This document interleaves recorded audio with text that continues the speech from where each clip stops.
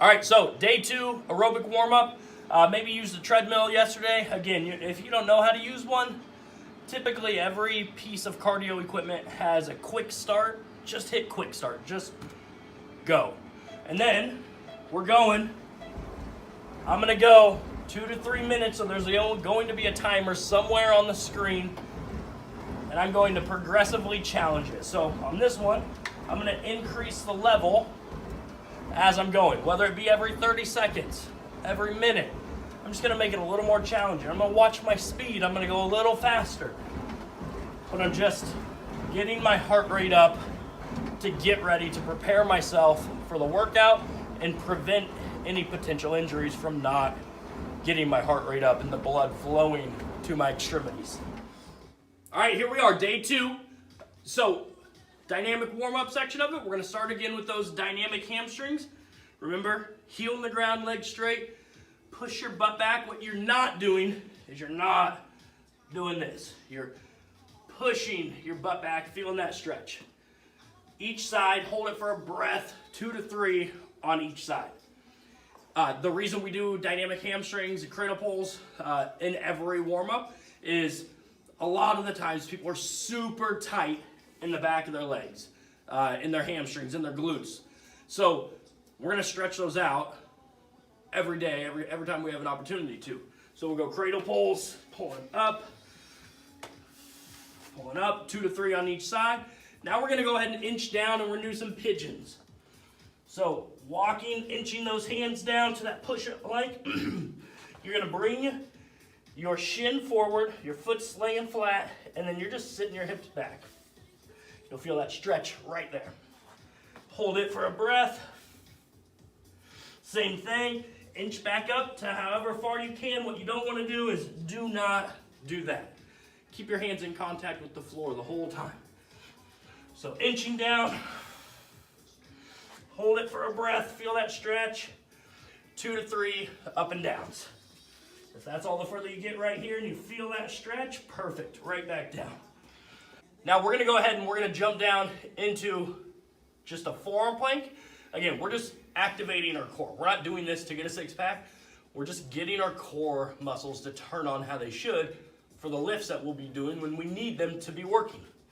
So elbows under shoulders, push away, squeeze those glutes, deep breathe. So 3 things you're doing while you're planking: pushing away, squeezing your glutes, and deep breathing. 5 to 10 deep breaths,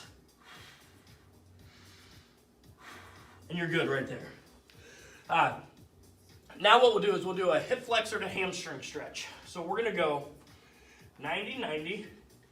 You're gonna make a diamond. From your toes, slide it over to where it's just outside of that back leg. Bring your back knee up, and if needed, you can leave that back knee down. You're gonna attempt to sit your forearm down to the floor. Weight should be on your heel here, not like so. And then you're gonna push up and away. We'll go 2 to 3 on each side. I'm trying to straighten this leg. I'll feel an intense stretch right here. Make sure you're breathing throughout it. So again, 2 to 3 on each side, 90-90. Take that diamond, slide it over, back knee up, attempting to sit that forearm down, and it should line up with your toes. Push away. 2 to 3 on this side. And then we'll come down. We're gonna go no hand push-ups. You get to use your hands. All you're doing here is you're going down as slow as you can until your chest hits the floor. Once you're at that point, you lift your hands, no hands, and then you get up however you want. So I'll demonstrate it, but the goal is think of it like you're driving down the interstate or driving down a road, a very slow road. You choose a speed that you can maintain the entire trip. So hands are gonna be underneath your shoulders, just outside of your body though. I don't want your hands right here. Under your shoulders, just outside of your body.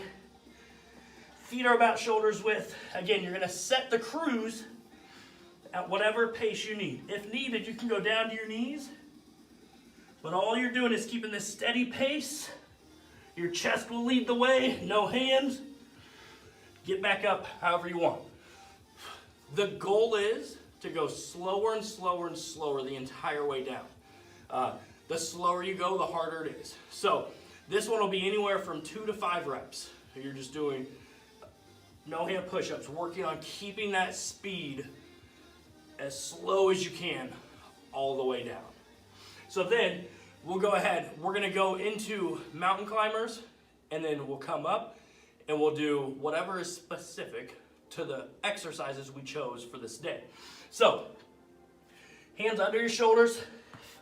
Now, we don't believe in jumping, so you're not right here, okay? Don't do that.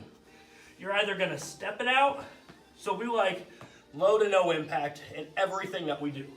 Either stepping it, or you're running in place. We're just getting that heart rate up right now.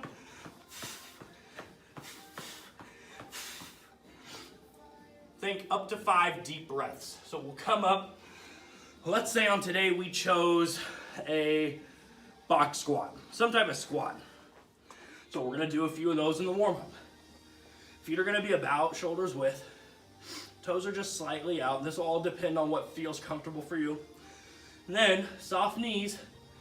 You're gonna reach your butt back and then lower down as you're pushing your knees out. Weight's always going to be on your heels. Squeeze your glutes up. Here's what you don't want to do. Okay, I don't want my weight to go onto my toes. I want to reach my butt back, lower down, push my knees out to create space to get lower. You actually get stronger knee capsules when you get slightly below parallel. The only reason you shouldn't be is, one, if your mobility doesn't allow for it yet, if you have a previous injury that's actually restricting your range of motion, or we just don't have the strength yet, but we'll get there. So we'll get to your range of motion and we'll increase it over time. All right, let's get started.